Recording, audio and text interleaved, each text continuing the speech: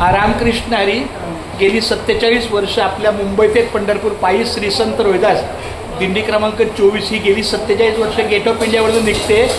त्याचा 8व्या दिवसाचा मुक्काम मुक्काम म्हणजे दुपारचा टप्पा, दुपारचं जेवण 8व्या दिवसाला खंडाळा गावामध्ये समाज मंदिर जे आहे तर आमचे तेव्हापासून जे माझे परिचय असलेले श्री सुरेश गायकवाड माऊली त्यांच्याही वाडवडिलापासून आमच्या वडिलांचे खूप जुने संबंध आहे. पण त्यांनी मात्र माझ्या समक्ष जी काही 20, 22, 25 वर्षाची माझ्या परिचय आहे तेव्हापासून फार सुंदर त्यांचं सहकार्य आहे. आत्तासुद्धा चालावादप्रमाणे मी त्यांना जाहिरात द्यायला त्यांच्या समाज मंदिरमध्ये आलो असता त्या छान बातमी मला मिळाली की त्यांनी पांडा चायनीज या नावानं एक उद्योग सुरू केलेला आहे. अतिशय छान वाटलं. कारण कसं असतं माहिती आहे का, आता मी मालकरी आहे पण माझ्या पत्नीला जर काही मांसाहार खायचं असेल तर मी आनंदाने तिला आणून देतो.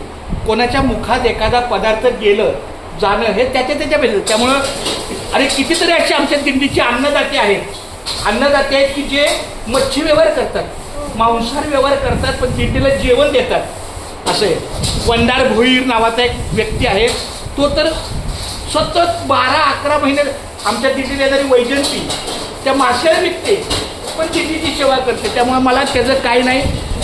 इथं आलो म्हणजे मी काही नाचलो असं नाही, उलट मी खूप छान मला बरं वाटलं. माझा मुलगा हा बारटेंडर आहे, हा स्वतः बारटेंडर आहे. जर डेली ऑल डे नावाच्या रेस्टॉरंटमध्ये तो स्वतः काम करतो.